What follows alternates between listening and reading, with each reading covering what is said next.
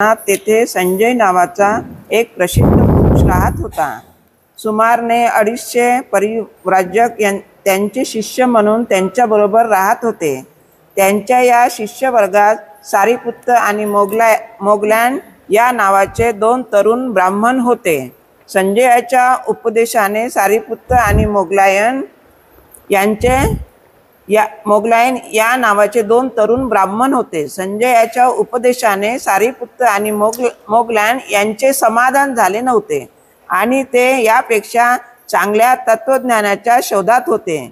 एके दिवशी सकाळी पंचवर्गीय भिक्खूपैकी स्थविर अश्वजित आपले एक चिवर परिधान करून आणि भिक्षापात्र व दुसरे चिवर सारिपुत्त चकित झाला. वंदनीय अश्वजितास पाहिल्यावर सारिपुत्त स्वतःशीच विचार करू लागला, खरोखर हा पुरुष म्हणजे जगातील एक महान योग्यतेचा भिक्खू आहे. जर मी या भिक्खूकडे गेलो आणि मित्रा, तू कुणाकडे हे वैराग्य प्राप्त करून घेतलेस? तुझा गुरु कोण? तू कोणता धम्म मानतोस? असे मी जर त्याला विचारले तर काय हरकत आहे? परंतु मग सारिपुत्त मनाशी म्हणाला, या भिक्खूला हे विचारण्याची ही वेळ नव्हे. तो भिक्षेसाठी एका घराच्या आतल्या आवारात शिरला आहे. याचकांना उचित अशा पद्धतीने मी जर याच्या मागोमाग गेलो तर काय हरकत आहे? आणि राजगृहातील आपली भिक्षा यात्रा संपल्यावर वंदनीय अश्वजित मिळालेले अन्न घेऊन परत फिरला. नंतर ते ज्या ठिकाणी होते त्या ठिकाणी सारिपुत्त गेला. त्याच्या समोर जाऊन त्याला अभिवादन केले आणि अदबीने त्याच्याशी बोलून तो त्याच्याजवळ उभा राहिला. अश्वजिताच्या जवळ उभा राहून परिव्राजक सारिपुत्ताने त्याला विचारले, मित्रा, आपली मुद्रा शांत आहे, आपले रूप शुद्ध आणि तेजस्वी आहे. आपण कुणामुळे हे वैराग्य धारण केले आहे? आपला गुरु कोण? आपला कोणता धम्म मानतो? अश्वजित म्हणाला, मित्रा, शाक्य कुळात जन्मलेला एक महान श्रमण आहे. त्याच्या नावाने मी ही परिव्रज्जा धारण केली आहे. तोच माझा गुरु आहे आणि त्याच्याच धम्माला मी अनुसरले आहे. वंदनीय महाराज, आपल्या गुरुचा कोणता सिद्धांत आहे आणि त्यांनी आपणाला कोणता उपदेश दिला आहे? मित्रा, मी केवळ एक तरुण शिष्य आहे. मी नुकतीच दीक्षा घेतली आहे आणि त्यांचा धम्म आणि त्यांचे शिष्यत्व मी नव्यानेच पत्करले आहे. मी तुला धम्माची तपशीलवार माहिती देऊ शकणार नाही, पण त्याचा अर्थ काय हे मी तुला थोडक्यात सांगेन. नंतर परिव्राजक सारिपुत्त स्थविर अश्वजितास म्हणाला, ठीक आहे, आपणाला योग्य वाटेल त्याप्रमाणे विस्ताराने किंवा थोडक्यात सांगा, परंतु मला त्याचा अर्थ सांगा. मला फक्त त्याचा अर्थ हवा आहे. शब्दाचे अवडंबर कशाला? नंतर अश्वजिताने कोणाची दीक्षा आज? सारिपुत्त आणि मोगलायन. महामोगल्यान. सारिपुत्त आणि महामोगल्यान हे कोण होते? भगवान बुद्धाचे जवळचे शिष्य होते. जवळचे शिष्य होते. उजवा हात आणि डावा हात होते. आग्र शिष्य होते. आग्र शिष्य किती होते? आग्र शिष्य 2च होते. त्यालाच आग्र शिष्याला आग्र श्रावक म्हणतात. आणि महाश्रावक किती होते? 80. किती होते? 80. महाश्रावक टोटल भगवान बुद्धाचे 80 होते आणि अग्रश्रावक भगवान बुद्धाचे 2च होते. 2 होते. ओके, बघा, तथागत राजगृहात असताना संजय नावाचा एक प्रसिद्ध एक धर्मगुरू राहत होता. कुठं राहत होता? राजगृहामध्ये. संजय म्हणजे कोण? संजय बेलट्टीपुत्र माहिती आहे ना तुम्हाला? काय होता त्याचा वाद? काय होतं त्याचा मत? काय होतं त्याचं सांगणं? संप्रदाय काय सांगत होता त्याचा?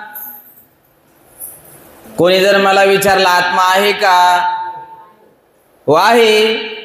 कोणी जर विचारलं मला आत्मा नाही का, नाही.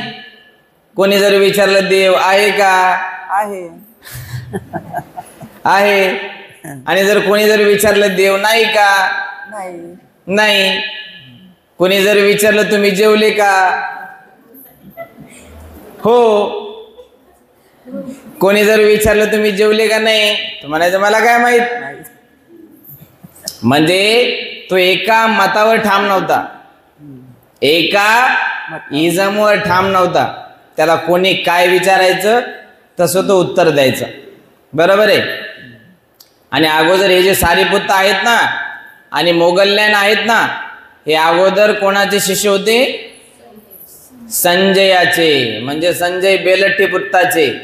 म्हणजे सारीपुत्त आणि महामोगल्याण यांचे गुरु कोण होते, संजय बेलट्टीपुत्त होते.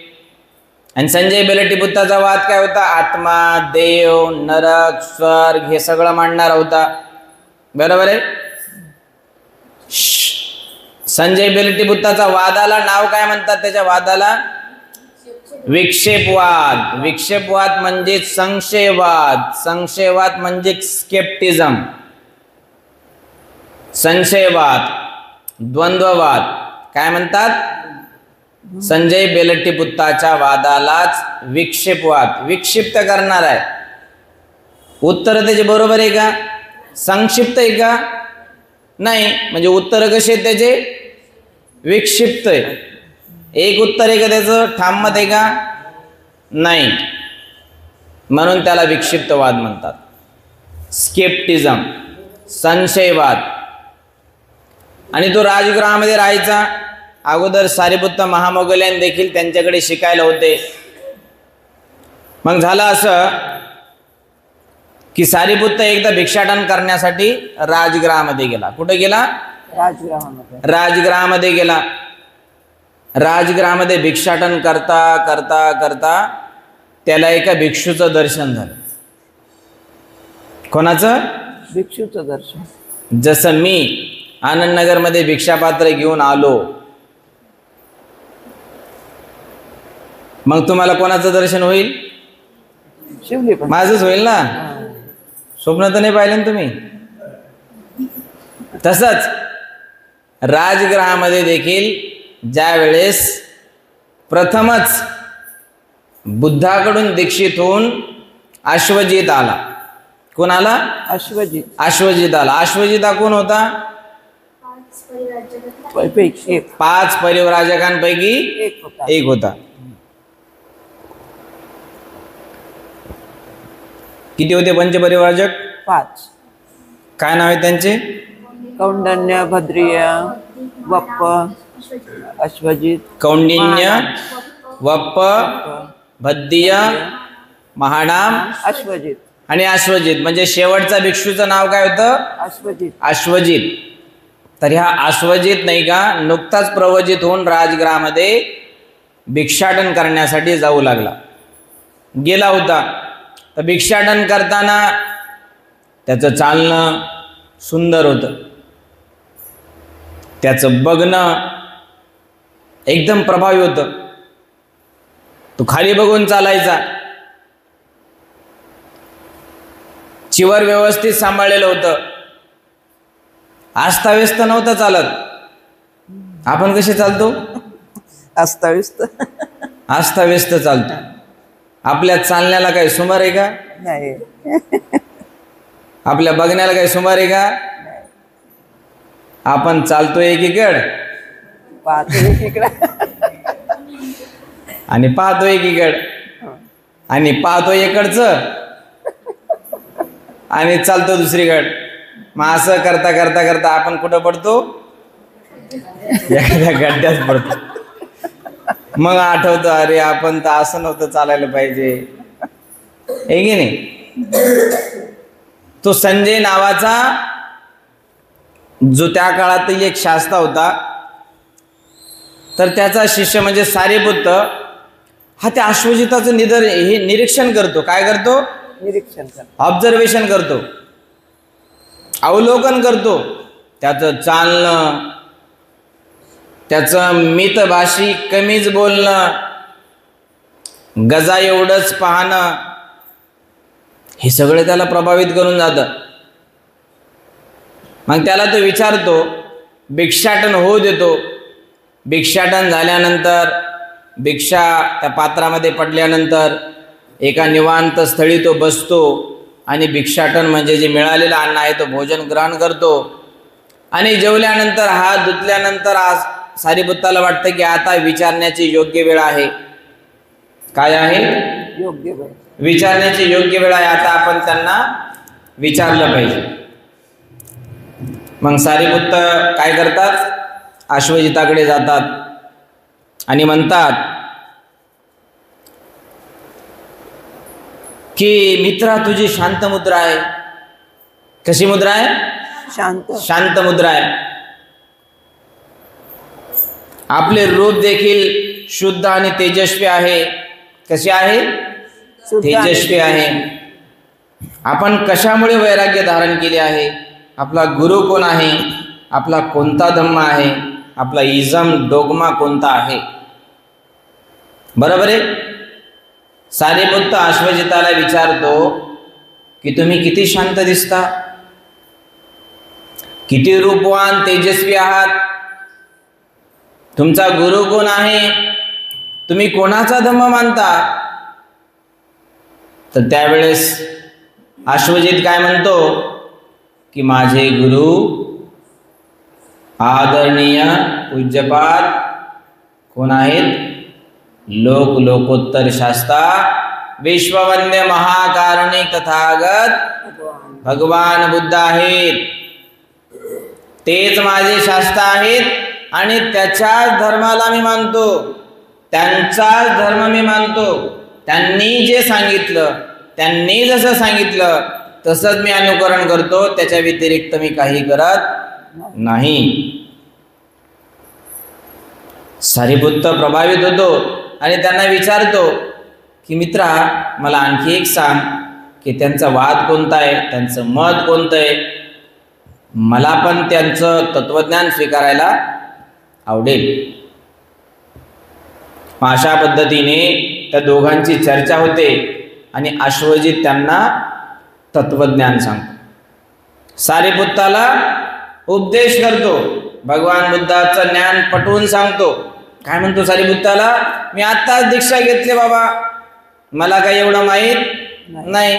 जेवढं माहीत आहे तुला मी तेवढं सांगतो. काय सांगतो तो? भगवान बुद्ध शील शिकवतात, भगवान बुद्ध प्रज्ञा शिकवतात आणि भगवान बुद्ध समाधी शिकवतात. भगवान बुद्ध मैत्री शिकवतात, भगवान बुद्ध अहिंसा शिकवतात, भगवान बुद्ध सत्य बोलायचं शिकवतात. भगवान बुद्ध देवाला मानत नाही, भगवान बुद्ध ईश्वराला मानत नाही, भगवान बुद्ध कोणत्या आत्म्याला परमात्म्याला मानत नाही. हा भगवान बुद्धाचा वाद आहे. तुम्हाला पटला का? सारीपुत्त म्हणतो हो, अवश्य. अशा पद्धतीने अश्वजिताकडून सारीपुत्त भगवान बुद्धाचा उपदेश ग्रहण करतो आणि ग्रहण करून पुढे जातो. मग पुढे त्यांना महामोगल्यान भेटतात. महामोगल्यांशी देखील चर्चा होते आणि आता आपण पुढे बघूया. वाचा. नंतर अश्वजिताने सारीपुत्ताला भगवान बुद्धाच्या उपदेशाचा सारांश समजावून सांगितला. त्याने सारीपुत्ताचे संपूर्ण समाधान झाले. सारीपुत्त आणि मोगलायन हे जरी सख्खे भाऊ नव्हते तरी ते सख्या भावाप्रमाणे राहत होते. भाऊ नव्हते तरी ते सख्या भावाप्रमाणे राहत असत. त्यांनी एकमेकांना तसे वचन दिले होते, ज्याला सत्य प्रथम सापडेल त्याने ते दुसऱ्याला सांगावे, असे त्यांचे परस्परात ठरले होते. ठरल्याप्रमाणे मोगलायन जेथे होता तेथे सारीपुत्त गेला. सारीपुत्ताला पाहून मोगलायन म्हणाला, मित्रा, तुझी मुद्रा शांत आहे, तुझे रूप शुद्ध आणि तेजस्वी आहे. सत्य तुला खरोखरच गवसले आहे काय? पुढे. होय मित्रा, मला सत्याचे ज्ञान आहे. मित्रा, ते ज्ञान तुला कसे झाले? नंतर सारिपुत्ताने त्याला अश्वजिताबरोबर झालेल्या भेटीचा वृत्तांत सांगितला. नंतर मोगलान सारिपुत्ताला म्हणला, मित्रा, चल आपण जाऊ आणि तथागताला भेटू. भगवान आपले गुरु होतील.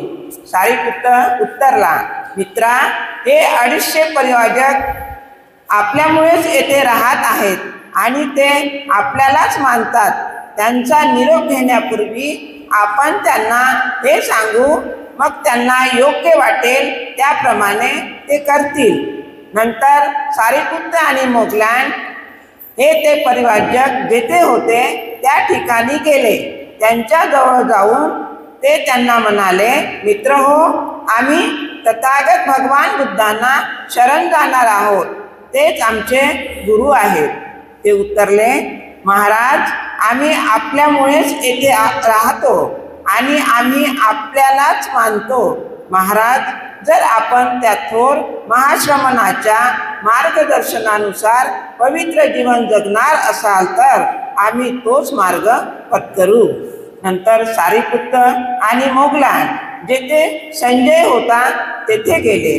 त्याच्याकडे जाऊन ते म्हणाले, मित्रा, आम्ही भगवान बुद्धांना जाऊन मिळणार आहोत. तेच आमचे गुरु आहेत. संजय उत्तरला, छे छे मित्रांनो, जाऊ नका. आपण तिघेही या सर्वांची काळजी घेऊ. सारिपुत्त आणि मोगलान यांनी दुसऱ्यांदा व तिसऱ्यांदा हेच सांगितले आणि संजयने पूर्वीप्रमाणेच उत्तर दिले. नंतर 250 परिवारजकांना बरोबर घेऊन सारिपुत्त आणि मोगलान भगवान बुद्ध जेथे राहत होते त्या राजगृहातील वेळूवनात गेले. सारिपुत्त आणि मोगलान दुरूनच येत असताना तथागताने पाहिले. त्यांना पाहून ते भिक्खूंना म्हणाले, ते पहा, भिक्खू हो, 2 सोबती येत आहेत. सारिपुत्त आणि मोगलान यांच्याकडे बोट दाखवून ते म्हणाले, हे दोघे माझ्या श्रावकापैकी प्रमुख आणि श्रेष्ठ शिष्यद्वय होतील.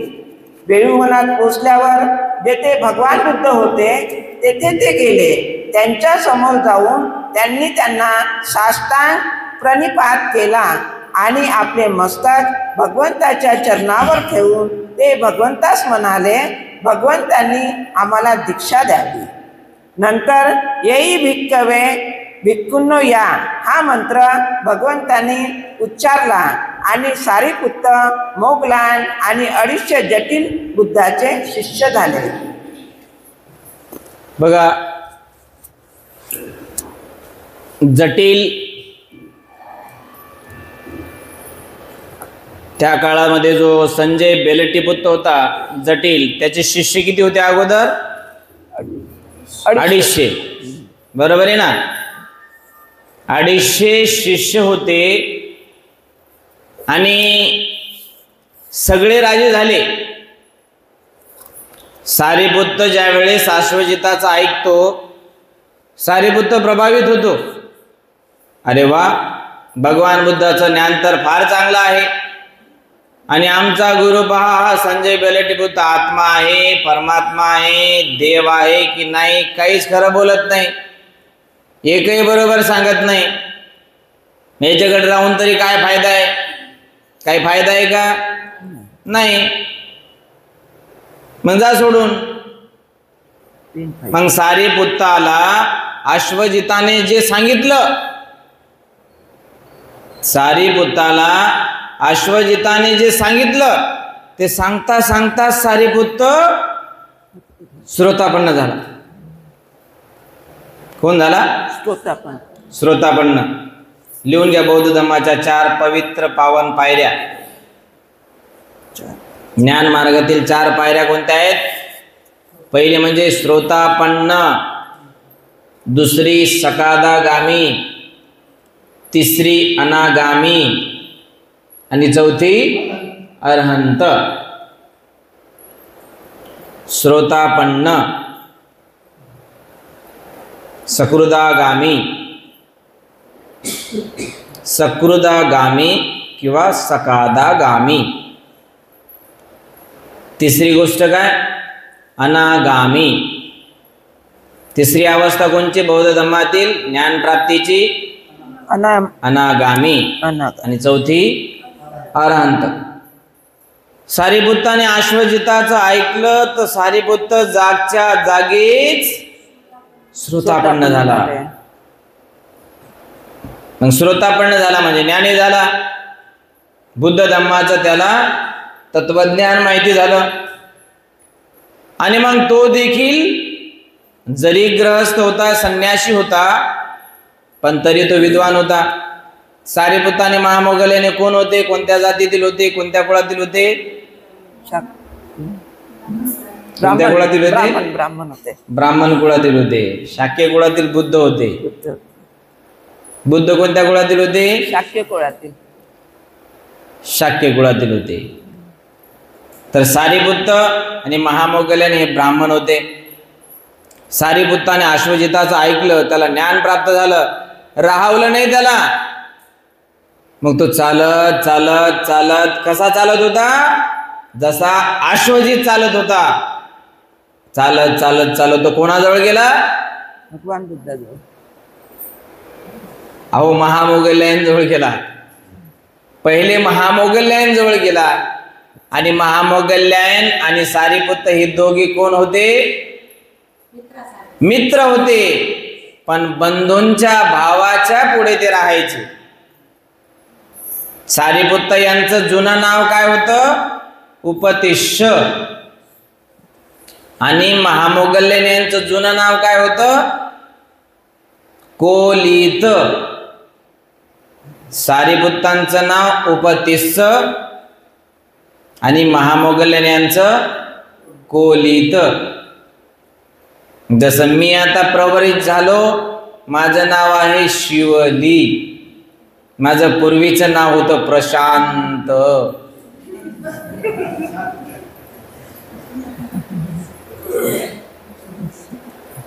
ओके, म्हणजे असं लवकर क्लिअर होतं ना. दीक्षित नाव त्यांचं मग सारिपुत्त आणि महामोगल्यान. ठीक आहे. तर मग सारिपुत्त कोणाकडे गेले? पहिल्यांदा महामोगल्यान यांच्याकडे गेले. मग ज्याप्रमाणे सारिपुत्त कोणाला बघून प्रभावित झाले होते? अश्वजितला. Wow, so beautiful, what you are. किती तुम्ही छान दिसता, किती तुम्ही सुंदर दिसता, किती तुम्ही संयमित आहात, असं कोण म्हणू लागलं? सारिपुत्त अश्वजिताची प्रशंसा करू लागला. ज्ञान प्राप्त झालं आणि सारिपुत्त महामोगल्यान यांना द्यायला गेला, सांगायला गेला. तर त्यावेळेस महामोगल्यान बघतात, तर महामोगल्यान देखील सारिपुत्ताचं चालणं बघतात, त्यांचं बोलणं बघतात, त्यांचं पाहणं बघतात, त्यांच्या सर्व शरीराच्या क्रिया, त्यांच्या सर्व वाचेच्या क्रिया बघून महामोगल्यान देखील प्रभावित होतात, आश्चर्यचकित होतात. मग महामोगल्यान देखील त्यांना विचारतात, मित्रा, तुझी मुद्रा फारच शांत झाली, तुझी मुद्रा फार शीतल आहे, शांत आहे. काय तुला काही ज्ञान सापडलं का? बघा, ज्यावेळेस त्यांनी दीक्षा घेतली होती ना संजय बेलट्टीपुत्ताकडे, तर त्याच्या अगोदर त्यांचा निश्चय असा होता, अधिष्ठान असा होता की आपण दोघं देखील घर दार सोडून घर से बेघर होगे, लेकिन एक अट रहेगी, ज्याला सगळ्यात पहिलं श्रेष्ठ ज्ञान मिळेल, ज्याला सगळ्यात पहिलं मोक्ष मिळेल, ज्याला सगळ्यात पहिली मुक्ती मिळेल, त्यांनी दुसऱ्याला येऊन सांगायची. मग पहिली कोणाला मोक्षाची पायरी सापडली? सारिपुत्ताला. मग त्यांनी कोणाजवळ सांगितली? महामोगल्यान यांना. आणि महामोगल्यान देखील राहवलं नाही. महामोगल्यान यांना देखील सारिपुत्त सांगता सांगता सांगता सांगता त्यांना देखील श्रोतापन्न अवस्था प्राप्त झाली. आणि दोघे देखील कोण झाले आता? श्रोतापन्न. श्रोतापन्न म्हणजे काय? बुद्धाचं ज्ञान ऐकून ऐकून ऐकून ऐकून श्रोतामध्ये पडलेला माणूस, ऐकत राहणारा माणूस, श्रोतापन्न. श्रोत म्हणजे काय? श्रोत म्हणजे ऐकणे नाही, कान. कर्ण, एअर, नोज, टंग, स्किन, आईज. याला काय म्हणतात? ज्ञानेंद्रिय, पंचेंद्रिय, कर्मेंद्रिय, 5 सेन्सेस. बरोबर आहे की नाही? आणि हे सर्व कोणाला ज्ञान प्राप्त झालं? त्या दोघांना देखील ज्ञान प्राप्त झालं. आणि मग ज्ञान प्राप्त झालेल्या माणसाला वाटणारच ना की आपण ज्ञान प्राप्त झालं, पण बाकीचे लोक अज्ञानी आहेत. कसे आहेत? अज्ञानी आहेत. मग त्यांच्यासाठी अज्ञानी कोण होते? 250 शिष्य. कोणाचे? संजय बेलटीपुत्ताचे. मग ते संजय बेलटीपुत्ताकडे जातात. अहो तुम्ही लोकांना ना काही चांगलं शिकवत नाही, काही चांगलं सांगित नाही. आत्मा परमात्मा याच्यामध्येच तुम्ही लोकांना गुरफटून ठेवता, आणि ते काही मुक्तीसाठी कारण नाही. बघा, आम्हाला भगवान बुद्ध झालेले माहिती आहेत. भगवान बुद्ध त्यांचा उगम झालेला आम्हाला माहिती झालं. भगवान बुद्ध शास्ता या जवळच राजगृहामध्ये विहार करीत आहेत असं आम्हाला माहिती झालं. आणि ज्यावेळेस सारिपुत्त महामोगल्यांना हे समजलं, त्यावेळेस संजय बेलटीपुत्तांना सांगितल्यानंतर संजय बेलटी काय म्हणतात? नाही नाही, त्यांच्याकडे जाऊ नका. आपण काय करू? आपण 3 जण या 250 लोकांना सांभाळू. 250 लोकांना आपण सांभाळू. कशाला जाता तिकडं? आपला आपला वेगळा संप्रदाय, आपण मिक्स व्हायचं नाही. परंतु सारिपुत्त महामोगल्यन हे समजून सांगतात, परंतु ते काय बेलटीपुत्त संजय ऐकत नाही. परत दुसरे वेळेस सांगतात, परत म्हणतात नाही. परत तिसरे वेळेस सांगतात नाही, तुम्हाला जायचं असलं तर तुम्ही जा. आता 250 शिष्याला पण वाटतं की अरे आपल्या 250 पैकी हे तर टॉपचे आहेत, हुशार आहेत. आणि हुशार जर गेले तर त्याच्या मागे येडे जातात ना, है की नाही? एक मेंढी गेली की सगळ्या मेंढ्या जातात. एका मेंढीने एरी उडी मारली की, बरोबर आहे की नाही? तसंच झालं त्या काळात. संजय बेलटीपुत्ताचे सगळे 250 शिष्य सारिपुत्त महामोगल्यन यांच्या नेतृत्वामध्ये भगवान बुद्धाला शरण आले. भगवान बुद्ध देखील राजगृहामध्ये होते, भिक्षू संघाला प्रवचन देत होते. आणि त्या ठिकाणी सारिपुत्त आले. महामोगल्यन लांबूनच येत होते. कुठून येत होते? लांबूनच येत होते. भगवान बुद्ध त्या भिक्खू संघाला म्हणतात, अहो ते दोघं दिसतात का तुम्हाला मित्र? ते माझे आता प्रमुख शिष्य होणार आहेत. अशा पद्धतीने तेव्हापासून उपदेश्य सारिपुत्त म्हटल्या जाऊ लागले आणि कोलीत महामोगल्यन म्हटल्या जाऊ लागले. आणि अशा पद्धतीने भगवान बुद्धाकडे दोघे येऊन भगवान बुद्धाला बुद्धां शरणं गच्छामि म्हणजे काय? आम्ही बुद्धाला शरण जातो. धम्मं शरणं गच्छामि म्हणजे आम्ही धम्माला शरण जातो. तुमच्या धम्माला शरण जातो, तुम्ही जे सांगाल. संघं शरणं गच्छामि म्हणजे आम्ही संघाला सगळ्या भिक्खू संघाला शरण जातो. आणि असं म्हटल्यानंतर भगवान बुद्धाने देखील त्रिवार साधुकार दिला. आणि भगवान बुद्ध काय म्हणाले? एही भिक्खवे भिक्खू हो या. एही भिक्खवे म्हणजे भिक्खू हो या, म्हणजे भिक्खू व्हा. आणि अशा पद्धतीने त्या दोघांची दीक्षा संपन्न झाली. समजलं का? पुढे हा जटिल जटिल म्हणजे ज्यांच्या असे केस कुरुळे असतात, मुरुळे असतात, जटाधारी असतात है ना. मी तुम्हाला मागच्या वेळेस सांगितलं होतं, तुम्हाला जर हे उदाहरण पाहिजे असेल तर एखादा व्हिडिओ पहा. कोणता? नागा साधू. नागा साधू तर ते पूर्ण नग्नच असतात म्हणून त्यांना नागा म्हणतात, ते नका पाहू.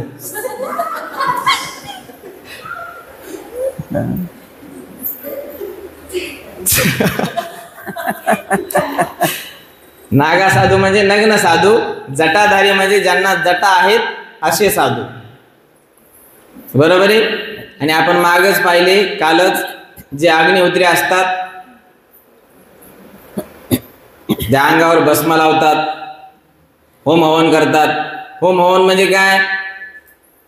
एक चौकोनी आकाराचं होम तयार करायचं, त्याच्यामध्ये मग तेल टाकायचं, मग तूप टाकायचं, मग तेल टाकायचं, मग गुळ टाकायचं आणि त्याचं धूर पाहत राहायचा.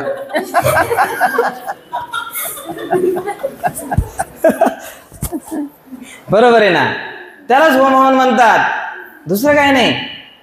मग म्हणतात ओम बट काहीतरी स्वाहा, ओम बट स्वाहा पण म्हणतात. ओम भूर्भुव स्वहा तस्विदेर्वरेण्यं भर्गो देवस्य धीमहि धियो यो न प्रचोदया. येतं का मला?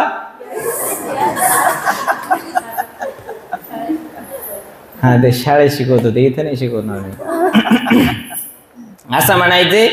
गायत्री मंत्र म्हणत म्हणत म्हणत म्हणत त्याला म्हणतात ते होम हवन. हे असं केल्याने काय होतं, ते धूर जे वर उडतो ना, मग त्याने काय म्हणतात, ते हवा सगळी पवित्र होते. मग तुमची हवा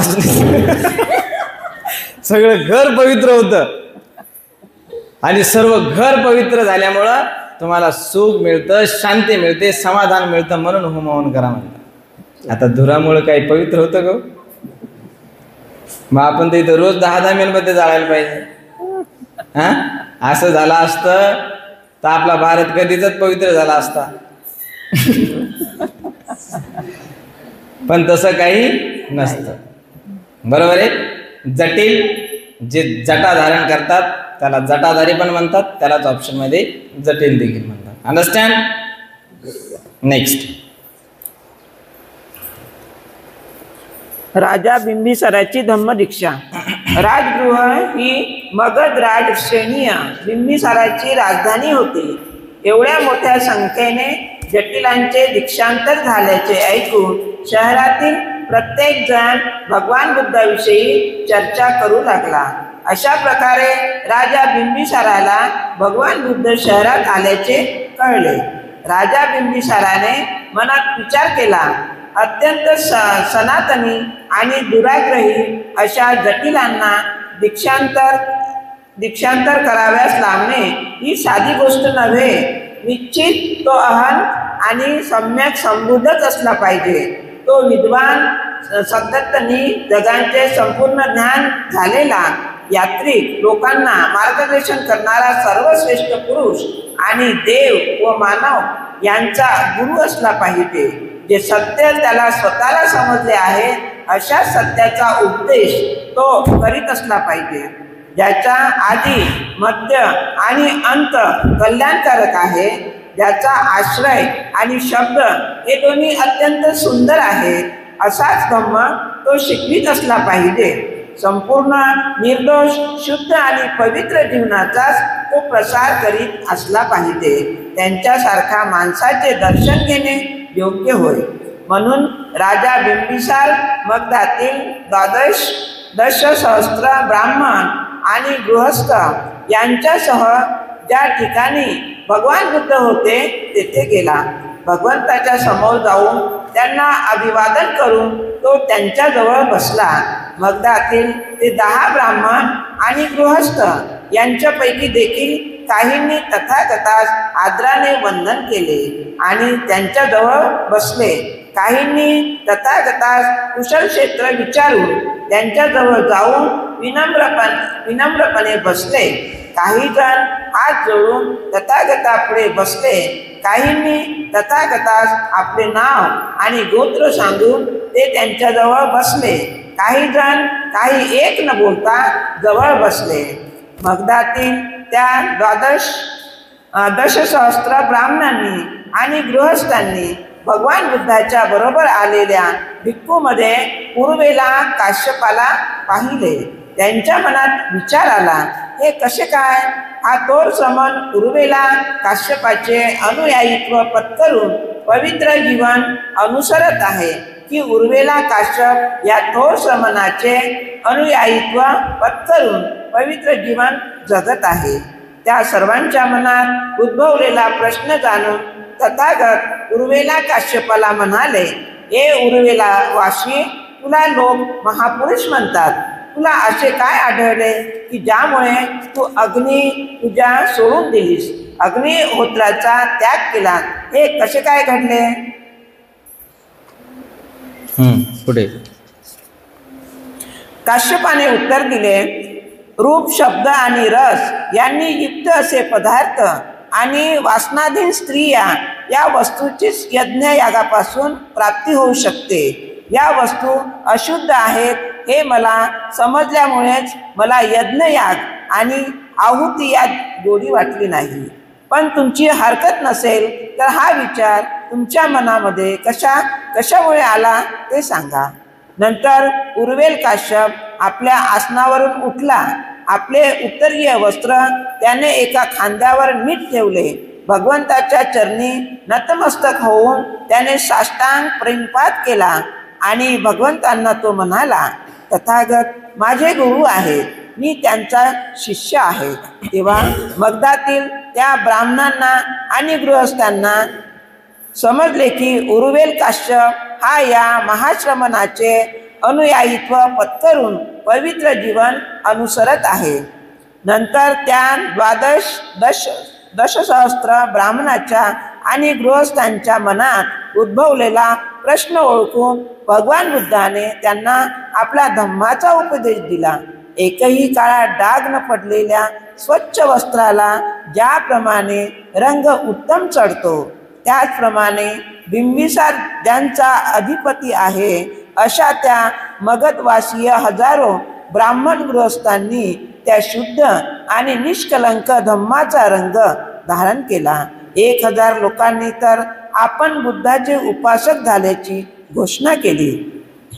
ते दृश्य पाहून धम्म समजल्यावर व त्यांचे आकलन झाल्यावर, अनिश्चितता नष्ट झाल्यावर, सर्व शंकाचे निरसन झाल्यावर आणि पूर्ण ज्ञान प्राप्त झाल्यावर मगधराज श्रेणीय बिंबिसार भगवंतांना म्हणाला, भगवान, पूर्वी मी राजपुत्र असताना माझ्या ज्या 5 इच्छा होत्या त्या आता पूर्ण झाल्या आहेत. ओके, बघा मगधाचा राजा कोण होता? बिंबिसार. बिंबिसार. काही शब्द जर नाही समजला त्याला अंडरलाईन करायचे, नंतर विचारायचं नंतर. ओके, राजा बिंबिसार हा राजगृहाचा मगध श्रेणी होता. मगधाची राजधानी काय होती? राजगृह. आणि राजगृह राजधानी कोणाची होती? मगधाची. आणि मगधाचा राजा कोण होता? बिंबिसार. त्या काळामध्ये सगळ्यात मोठा राजा कोण होता? बिंबिसार होता. आणि भगवान बुद्ध देखील आता सध्या कुठे आहेत? राजगृह. आणि राजगृहामध्येच वेळुवण आहे, बरोबर आहे की नाही? राजगृहामध्येच वेळुवण, वेळूंनी बनलेलं वेळुवण, आंब्यांनी बनलेलं आम्रवण, शालवनाने बनलेलं, शालच्या झाडाने बनलेलं शालवन, लिंबुनींच्या जास्त झाडांनी बनल्यामुळे त्याला लुंबिनी वन म्हणतात. ओके, तर तसंच त्या काळातला जो राजा होता बिंबिसार, तर त्याला देखील भगवान बुद्ध आपल्या राज्यामध्ये आल्याची चाहूल लागली. आश्चर्यचकित झाला. मग त्याने देखील भगवान बुद्धाला भेटण्याची इच्छा व्यक्त केली. त्याला काय वाटलं की अरे, सम्यक संबुद्धाला मला अवश्य भेटायला पाहिजे, कारण ते विद्वान सद्वर्तनी जगाचे संपूर्ण ज्ञान झालेले लोक असतात. अशा सर्व श्रेष्ठ पुरुषाचे दर्शन घेणे मला अवश्य आहे. म्हणून अशा पद्धतीने तो राजा बिंबिसार भगवान बुद्धाच्या दर्शनासाठी किती लोकांच्या लवाजम्या सकट जातो? 12,000 म्हणजे किती? कोण म्हणलं 12 लाख? किती लाख? 12 लाख? कसं काय? सहस्र म्हणजे किती? 1000. आणि त्याच्या पुढे 10 म्हणजे किती? 10,000. त्याच्या पुढे आणखी 12 आला म्हणजे किती? 200 ना. ते 12 आला म्हणजे ते 200. बरोबर आहे की नाही? मग टोटल 12,000 लोकांच्या संख्येसह. आणि टोटल अशी येडे गबाले नव्हते. कोण होते सगळे?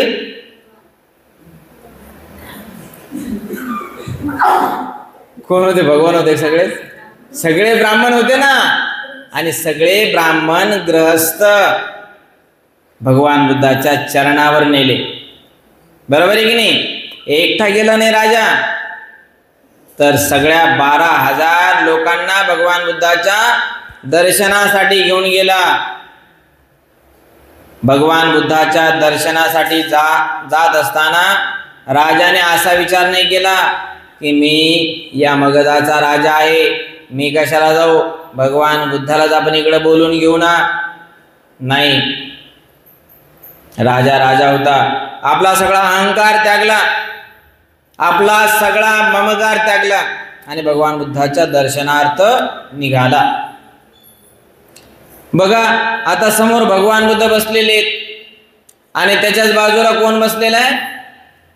काश्यप बसलेला आहे. आतापर्यंत बिंबिसाराने काश्यपाची कीर्ती ऐकलेली होती. कोणी? बिंबिसाराने आतापर्यंत त्या काश्यपाची कीर्ती ऐकली होती. तर त्या बिंबिसाराला प्रश्न पडला की हा काश्यप भगवान बुद्धाचा शिष्य झाला का भगवान बुद्ध काश्यपाचे शिष्य झाले? काहीच समजायला गेलं. राजाला हा प्रश्न पडला. कोणाला प्रश्न पडला? राजा बिंबिसाराला. राजा बिंबिसाराला की नेमकं कोणी कोणाचं अनुयायित्व पत्करलं. त्यावेळेस बाजूला असलेले ते उर्वेल काश्यप उभे राहतात. उभे राहून भगवान बुद्धाला शिरसाष्टांग दंडवत घालतात, त्रिवार अभिवादन करतात.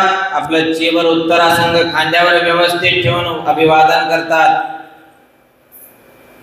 आणि राजाच्या समक्ष उर्वेल काश्यप काय घोषणा करतो की भगवान बुद्ध माझे गुरु आहेत आणि मी त्यांचा शिष्य आहे.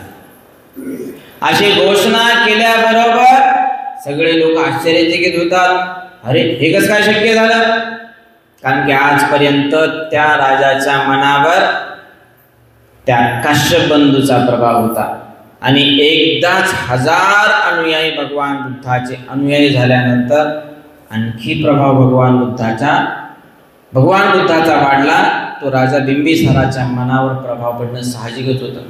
आणि त्या काळामध्ये तब्बल 1000 नाही, 10,000 नाही, तर 12,000 लोकसंख्येच्या उपस्थितीमध्ये राजा बिंबिसार भगवान बुद्धाला शरण आला. आणि अशा पद्धतीने राजा बिंबिसाराची देखील दीक्षा झाली. राजा बिंबिसार, त्याची राणी कोण होती?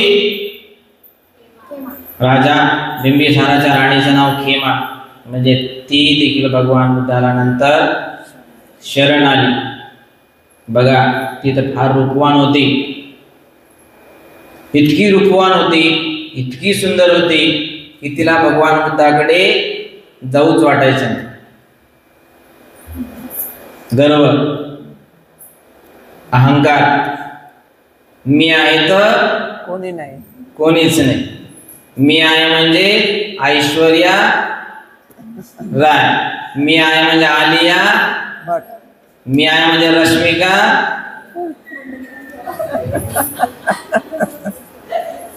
मी आहे तर कोणीच नाही. मग काजल पण फिकी, ट्रिपल खान पण फिकी. अशी त्या खेमाला स्वतःबद्दल गर्व वाटायचा. पण एकदा भगवान बुद्ध वेळूवनामध्ये होते. कुठं होते? वेळूवनामध्ये. तिला असं वाटलं की राजा भगवान बुद्धाच्या दर्शनाला गेला, आपण आता वेळूवन पाहू. असं करता करता ती वेळूवन पाहत फिरत फिरत पाहत असं तसं करत करत राणी कुठं फिरू शकते. मनमानी मनमर्जी जो चाहे सो करे. राजा बोले दलाले. ते आता राणी म्हटल्यावर काय त्याला पाहिजे काय का. असं करत करत ती वन पाहत वन पाहू लागली. आणि भगवान बुद्धाला वाटलं की मी या ठिकाणी बसलेलो आहे, त्याच्यामुळे खेमा इकडे येऊ नाही लागली. मग भगवान बुद्ध रिद्धी सिद्धीने ओळखतात, तिच्या चित्ताची अवस्था ओळखतात आणि एका ठिकाणी दुसऱ्या ठिकाणी जाऊन बसतात की ज्या ठिकाणी ती देखील येईल. मग खेमा फिरत फिरत फिरत चंक्रमान करत करत करत शतपावली करत करत करत शेवटी एका ठिकाणी भगवान बुद्ध ध्यानस्थ मुद्रेमध्ये बसलेले असतात. आणि त्या ठिकाणी ती पाहते, अरे कोण आहे हा संन्यासी माझ्या मनात आलेला, कोण आहे हा? तिला प्रश्न पडतो. तर भगवान बुद्ध रिद्धी प्रकट करतात, रिद्धी सिद्धी प्रकट करतात. आपल्या बाजूला दोन सुंदर युवती अप्सरा, अप्सराच्याही तुलनेमध्ये श्रेष्ठ सर्वश्रेष्ठ अशा दोन युवती भगवान बुद्धाला हवा घालत आहे. ही ती बघते. यांच्या बाई मी तर काहीच नाही, यांच्या पायाची मी तर धूळ पण नाही, मग मला गर्व कशाचा. आणि या क्षणामध्ये त्या युवती अप्सरा समान मध्यवयस्क होतात, नंतर प्रौढ होतात, नंतर त्या जीर्ण होतात आणि नंतर तिथेच त्या गतप्राण होऊन मरून पडलेल्या दिसतात. भगवान बुद्धाने रिद्धिबल तिच्यासाठी प्रदर्शित केलं आणि हे सगळं एका क्षणार्धामध्ये घडलं. सगळी ती आश्चर्यचकित झाली. जर अप्सरा समान भगवान बुद्धाच्या सेवेसाठी आहेत, मी तर काहीच नाही, पायाची धूळ पण नाही. आणि त्या क्षणी ती भगवान बुद्धाला शरण जाते आणि काय म्हणते, बुद्धं शरणं गच्छामि, धम्मं शरणं गच्छामि, संघं शरणं गच्छामि. काय शिकायला पाहिजे त्यातून? आपण देखील रूपाचा कधी गर्व, जातीचा कधी गर्व, धनाचा कधी गर्व, कपड्याचा कधी गर्व, शिक्षणाचा गर्व कधी, मोबाईलचा गर्व कधी, मोठं घर म्हणून कधी गर्व, गर्वाचं घर पुढे.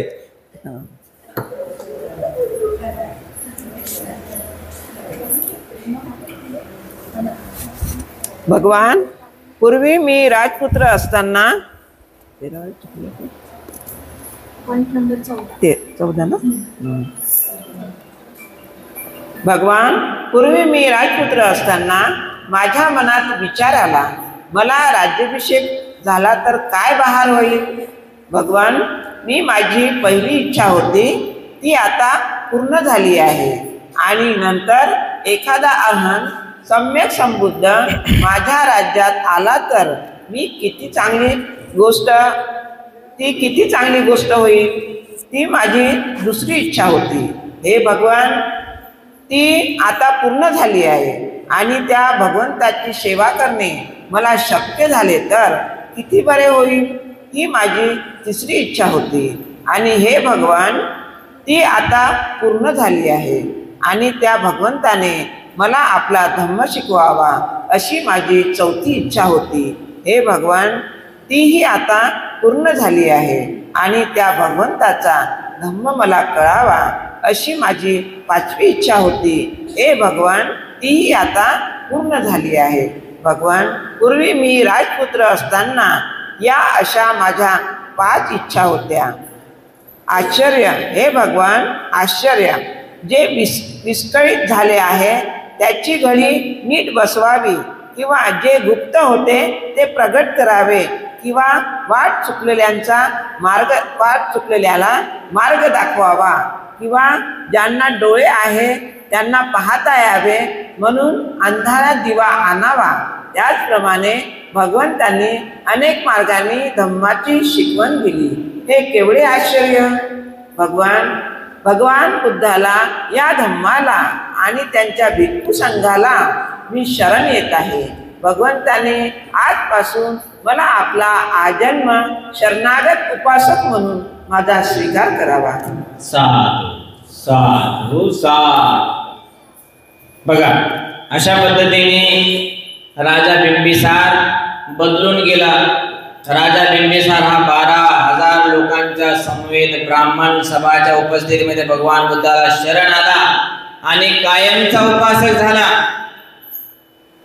भगवान, मला तुमचा आजन्म उपासक म्हणून स्वीकार करा. मी शेवटपर्यंत तुमच्या सेवेत राहील. आणि काय, राजा असताना देखील इच्छा व्यक्त केल्या होत्या. त्याने किती इच्छा होत्या? 5 इच्छा होत्या. कोणत्या कोणत्या होत्या? पहिली इच्छा काय होती? माझा राज्याभिषेक झाला पाहिजे, म्हणजे मी कोण झालो पाहिजे? राजा झालो पाहिजे. आणि तो राजा झाला. कोणत्या राज्याचा राजा झाला? मगधाचा राजा झाला, म्हणजे राज्याभिषेक झाला. ही त्याची पहिली इच्छा होती. दुसरी इच्छा काय होती? की माझ्या राज्यामध्ये भगवान बुद्ध यावे. तिसरी इच्छा, मला त्यांची सेवा करता यावी. चौथी इच्छा, मला त्यांनी धम्म शिकवावा. आणि पाचवी इच्छा काय होती? मला त्यांचा धम्म शिकलेला कळावा. हे एकूण 5 इच्छा होत्या. भगवान, माझ्या त्या 5 इच्छा पूर्ण झाल्या. मी तुमचा आजन्म ऋणी आहे. राजा म्हणतो, प्रजा नाही. म्हणजे राजा म्हटले म्हणजे प्रजा म्हटल्यासारखीच आहे. आणि अशा पद्धतीनं राजा बिंबिसाराचं धर्मांतर, दीक्षांतर, पक्षांतर, रिलिजन चेंजिंग, अशा पद्धतीनं सुंदर पद्धतीनं 12,001 आणि त्यासोबतच 1,000 काश्यप बंधू आणि त्यासोबतच पुढील 61 असे 13,500 लोकांच्या उपस्थितीमध्ये राजा बिंबिसाराची दीक्षा संपन्न झाली. पुढे 5.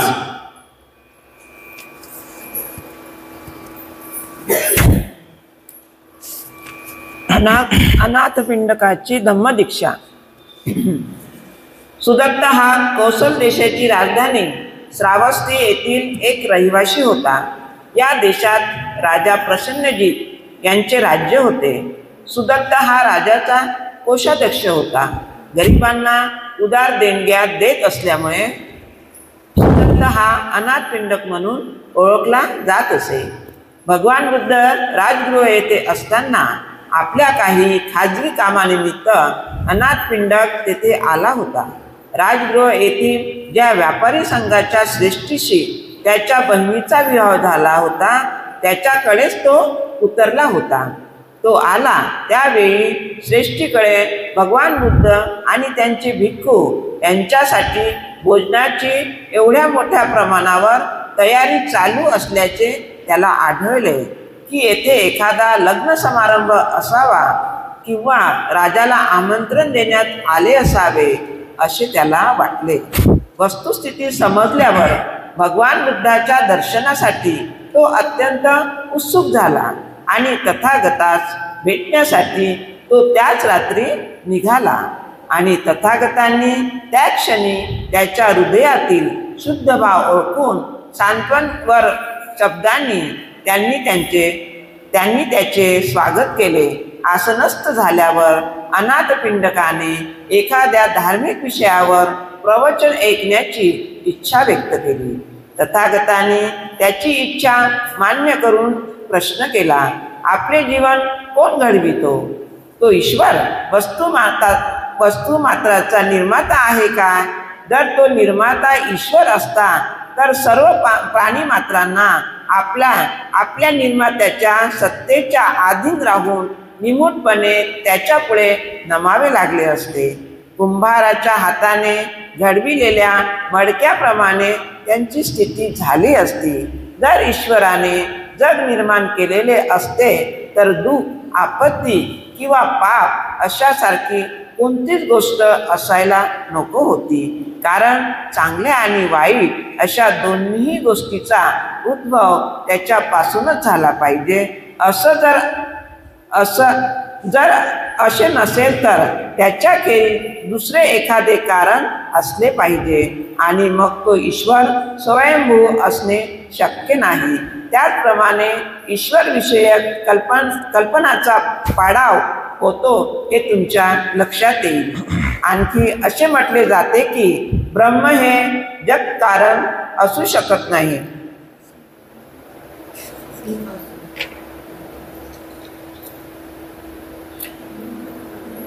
बी पासून झाड होते त्याचप्रमाणे आपल्या भोवतालच्या सर्व वस्तू कारणामुळे अस्तित्वात येतात. मग ब्रह्म हे सर्वच वस्तूंचे सारखेच कारण कसे असू शकेल? जरी ते सर्वव्यापी असेल तर निश्चितपणे ते त्याचा निर्माता होऊ शकत नाही. आणखी असे म्हटले जाते की आत्मा हा निर्माता आहे. पण जर आत्मा हा निर्माता असेल तर त्याने सर्व वस्तू सुखकर का केल्या नाहीत? दुःख आणि सुखही वास्तविक सत्य होत ती आत्म्याने निर्माण केलेली असणे कसे शक्य आहे? दुसरे असे की निर्माता असा कोणी नाही किंवा दैव असे काही एक नाही आणि कार्यकारण भावही नाही. हे विधान तुम्ही मान्य केले तर आपली जीवने घडविण्याचा आणि साध्यानुसार साधने जुळवून घेण्याचे काय प्रयोजन? म्हणून आमचे म्हणणे असे की अस्तित्वात असलेल्या सर्व वस्तू या कारणाशिवाय अस्तित्वात आलेल्या नाहीत. ईश्वर, ब्रह्म, आत्मा आणि कारण रहित असे दैव यापैकी कोणीही निर्माता नाही. तर आपल्याच कृत्याचे बरे वाईट परिणाम होत असतात. सर्व विश्व प्रतित्य समुत्पाद म्हणजे कार्यकारण भावाच्या सिद्धांतावर आधारलेले आहे आणि जी कारणे क्रियाशील असतात ती अमानसिक नसतात. उदाहरणार्थ पेला ज्या सुवर्णाचा केलेला असतो ते अंतर्बाह्य सुवर्णच असते. म्हणून आपण ईश्वर पूजेच्या आणि त्याच्या प्रार्थनेच्या होतांडाचा त्याग करूया. ज्याच्यापासून काही फायदा नाही अशा गूढ गोष्टीविषयी निष्फळ कल्पना करीत बसून आपण स्वतःचेच नुकसान करून घेऊ नये. आत्मा आणि स्वार्थीपणा याचा आपण त्याग करूया आणि कुशल कर्म करूया, म्हणजे त्याचे फळही आपणास चांगले मिळेल. अनाथपिंडक म्हणाला, भगवंतांनी जे सांगितले त्यातील सत्य मला समजले आणि आपले मन मोकळं करावं अशी माझी इच्छा आहे. माझे बोलणे ऐकल्यावर मी काय करावे याविषयी भगवंतांनी मला उपदेश करावा. माझ्या आयुष्यात मला खूप काम आहेत आणि विपुल संपत्ती मिळविल्यामुळे मी चिंताग्रस्त झालो आहे. तरीही माझ्या कामात मला आनंद वाटतो आणि मी त्यासाठी खूप परिश्रम करतो. माझ्या पदरी पुष्कळ नोकर चाकर आहेत आणि माझ्या उद्योगधंद्याच्या यशावर त्याचे जीवन अवलंबून आहे. आपले शिष्य परिवज्जेच्या सुखाची प्रशंसा करताना आणि जगातील अशांतीला दोष देत असताना मी ऐकले आहे. ते म्हणतात, तथागतांनी आपल्या राज्याचा आणि वारसा हक्काचा त्याग केला आहे आणि सदाचरणाचा मार्ग शोधून काढून निर्वाण कसे प्राप्त करावे याचे संबंध जगाला उदाहरण घालून दिले आहे. जे न्याय असेल ते करावे आणि आपल्या बांधवांना सुखी करावे याविषयी माझ्या मनाला उत्कंठा लागून राहिली आहे. म्हणून मला असे विचारायचे आहे की माझी संपत्ती, माझे घर, माझा व्यापार, उदीम याचा मी त्याग केलाच पाहिजे काय? आणि आपल्याप्रमाणे धार्मिक जीवनाचा आनंद मिळविण्यासाठी गृहहीन झाले पाहिजे काय? आणि तथागत म्हणाले, उदात्त आणि अष्टांग मार्गाने जो जातो त्या प्रत्येकाला धार्मिक जीवनाचा आनंद मिळतो. जो संपत्तीला चिकटून राहतो त्याने तिचे विष स्वतःच्या मनात पेरून घेण्यापेक्षा तिचा त्याग करणे अधिक चांगले. परंतु जो संपत्तीला चिकटून राहत नाही आणि ती जवळ असून सुद्धा तिचा उपयोग जो चांगल्या तऱ्हेने करतो तो आपल्या बांधवांना वरदान ठरेल. माझे तुम्हाला असे सांगणे आहे की तुमचा जो जीवन व्यवसाय आहे त्यातच तुम्ही राहा आणि परिश्रमपूर्वक आपल्या धंद्यात लक्ष द्या. जीवन, संपत्ती आणि सत्ता माणसाला गुलाम करीत नाहीत, तर त्याची अभिलाषा त्यांना गुलाम करते. केवळ निष्क्रिय जीने जगण्यासाठी जो भिक्खू संसार त्याग करतो त्याचा काही फायदा होत नाही, कारण आळसाचे जीने घृणास्पद होय. निष्क्रियतेचा तिरस्कारच केला पाहिजे. माणसाने गृहहीन व्हावे किंवा संसार त्यागाची आवश्यकता वाटल्याशिवाय त्याने संसार त्याग करावा असे तथागताचा धम्म सांगत नाही. माणसाने स्वार्थाच्या भ्रमातून मुक्त व्हावे, आपले चित्त शुद्ध करावे, सुखोपभोगाच्या तृष्णेचा त्याग करावा आणि सदाचरणाचे जीवन असे तथागताचा धम्म सांगतो. आणि लोक काहीही करो, कारागीर, व्यापारी किंवा राज्याचे अधिकारी म्हणून ते या जगात राहोत किंवा संसार त्याग करून धार्मिक चिंतनात ते आपले आयुष्य घालवत, मात्र आपल्या अंगीकृत कार्यात त्यांनी आपले अंतःकरण ओतले पाहिजे. त्यांनी मेहनती आणि उत्साही असले पाहिजे. पाण्यात वाढणाऱ्या परंतु पाण्याचा स्पर्श न होणाऱ्या कमलाप्रमाणे ते असतील. जीवन संघर्षात कोणाचाही हेवा किंवा द्वेष करीत नसतील आणि या जगात ते स्वार्थाचे नव्हे तर परमार्थाचे जीवन जगत असतील, तर आनंद, शांती आणि समाधान ही खात्रीने त्याच्या मनात वास करतील. अनाथ पिंडकाला सत्याचे हे दर्शन सर्वोत्कृष्ट, साधे आणि शहाणपणाचे असल्याचे दिसून आले. याप्रमाणे खऱ्या तत्वज्ञानात स्थिर झाल्यामुळे त्याने भगवान बुद्धाच्या चरणाशी मस्तक नमविले आणि हात जोडून त्याने त्यांना उपासकाच्या दीक्षेची विनंती केली. साधू साधू साधू. बघा, अशा पद्धतीने अनाथ पिंडिक देखील भगवान बुद्धाचा शरणागत उपासक झाला. अनाथ पिंडिक हा कोणत्या नगरातील होता? नागरातील, श्रावस्ती नगरातील होता. आणि कोण होता तो? धनाढ्य व्यापारी होता, श्रेष्ठ होता. अनाथ पिंडिक श्रेष्ठ होता. श्रेष्ठ म्हणजे कोण? सावकार. आज लोक कर्ज देणारे असतात ना, त्याच पद्धतीनं त्या काळामध्ये देखील हा अनाथ पिंडिक एक प्रकारचं श्रेष्ठ म्हणून सावकारासारखं काम करायचा. आणि विशेष म्हणजे तो असा तसा नव्हता, तर तो राजा प्रसेनजीतचा ट्रेझरी होता. कोण होता? ट्रेझरी, पैसे सांभाळणारा होता.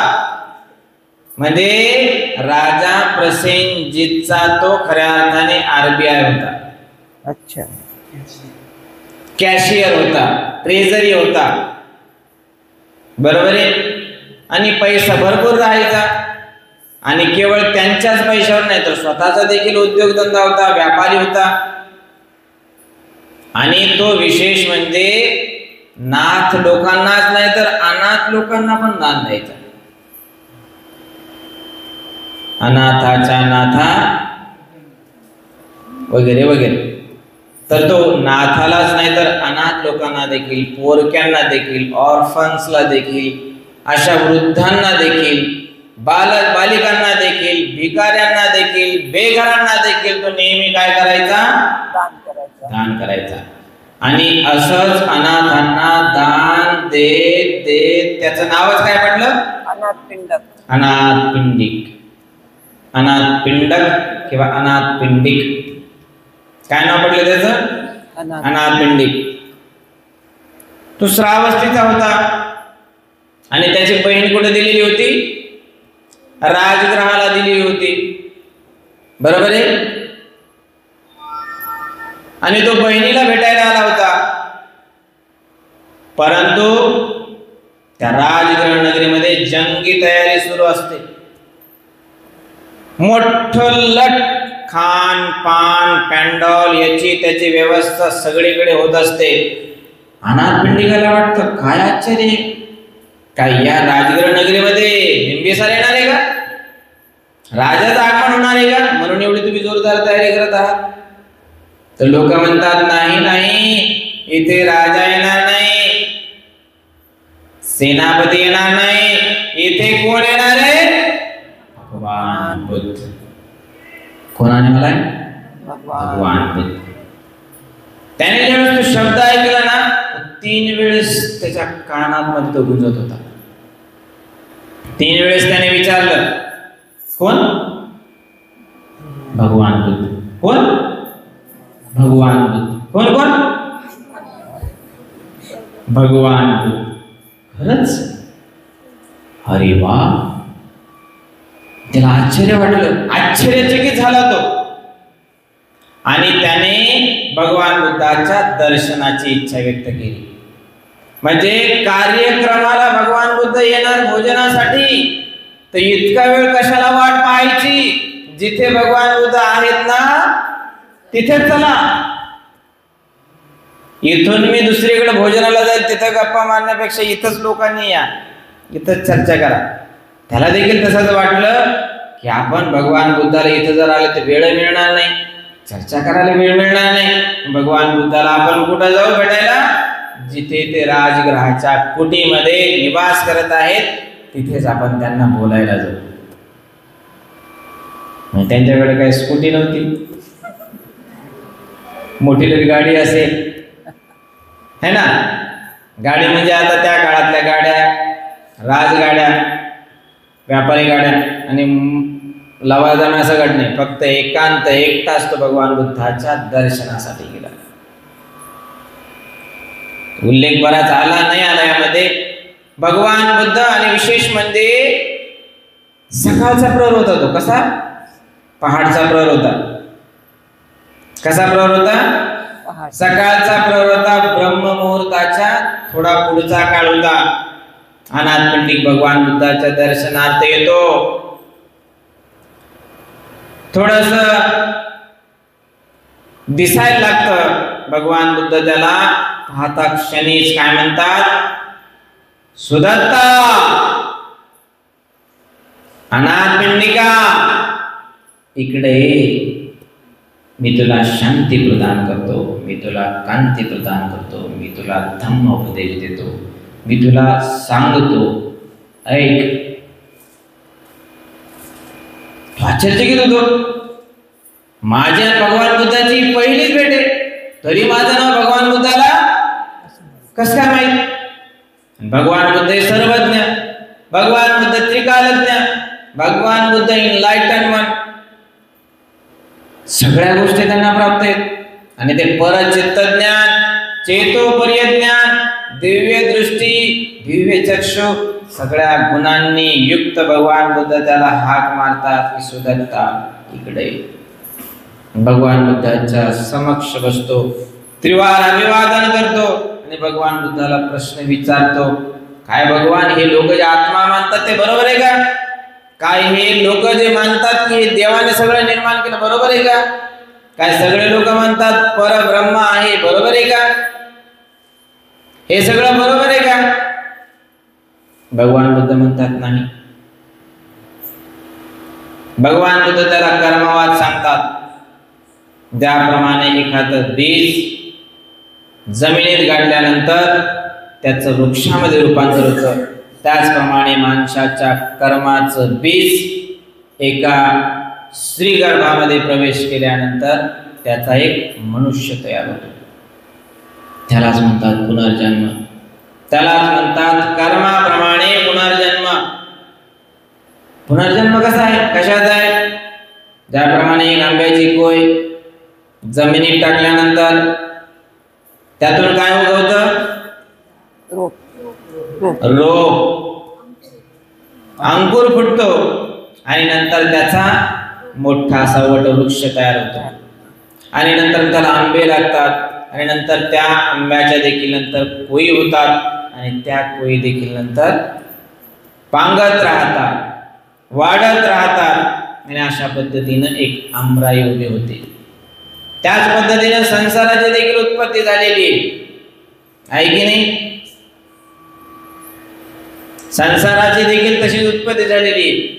अगोदर एक पेशीय माणूस होता अमेबाच्या रूपामध्ये आणि नंतर मग अशा पद्धतीने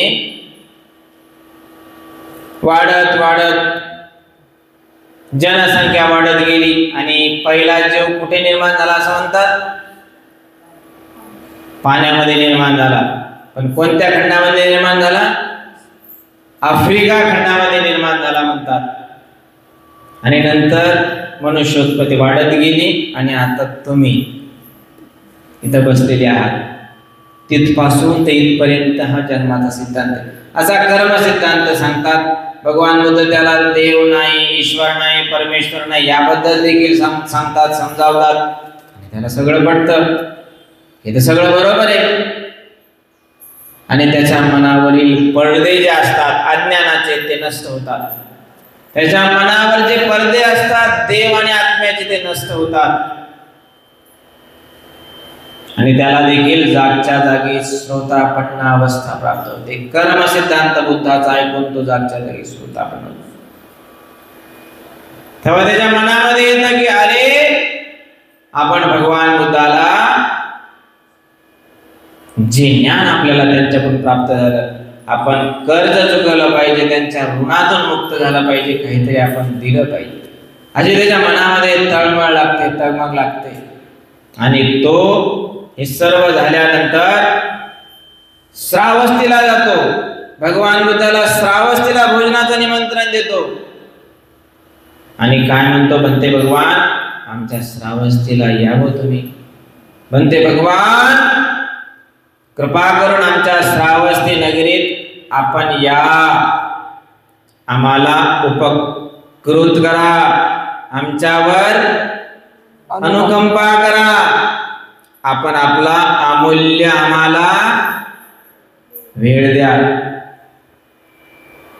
आपले लोक कसे म्हणतात सांगतो आता. बनतेची उद्या जेवायला या. मग येता का कसं? म्हणजे काय? नो मॅनर, नो एटिकेट है ना. हो आपलं धडामधम गोळ्या मारायच्या. बनतेची उद्या येता का मग जेवायला? मग काय बनवायचं? हे बनवू का ते बनवू असं विचारतात. ही अशी पद्धत आपल्या बौद्ध धर्मामध्ये नाही. बघा तो अनाथपिंडी कसा भगवान बुद्धाला विनंती करतो. म्हणते भगवान आमच्या श्रावस्ती नगरामध्ये देखील आपण अनुकंपा करून या. तुम्ही देखील तशीच विनंती केली पाहिजे. पण तेजी आमच्या घरी उद्याचं भोजनदान आहे, कृपया आमच्या भोजनाचा स्वीकार करा. पण तेजी आम्ही तुमच्यासाठी ज्यूस आणला आहे, आमच्या ज्यूसचा तुम्ही स्वीकार करा. म्हणतेजी आम्ही तुमच्यासाठी तुम्हाला फळं आणले आहेत, आमच्या फळांचा तुम्ही स्वीकार करा. म्हणतेजी आम्ही तुम्हाला ड्रॅगन फ्रूट आणला आहे, आमच्या ड्रॅगन फ्रूटचा स्वीकार करा. म्हणतेजी घ्या प्या. प्याता का कसं का मी पिऊ? हा तुम्ही नाही पित आहेच मागे. तात्पर्य काय? एक पद्धत. अशा पद्धतीने तो अनाथ पिंडिक भगवान बुद्धाचा नंतर आजीवन उपासक झाला. बनते भगवान, मला तुमचा आजीवन उपासक म्हणून स्वीकार करा. आणि अशा पद्धतीने त्या अनाथ पिंडिकाची, राजा बिंबिसाराची, सारीपुत्र महामोगले यांची धम्मदीक्षा संपन्न झाली.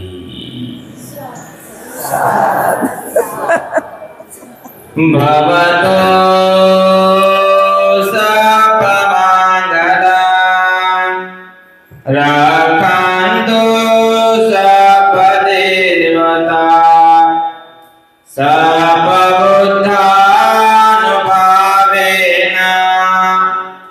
धम्मानुभावेन संघानुभावेन सदा सुते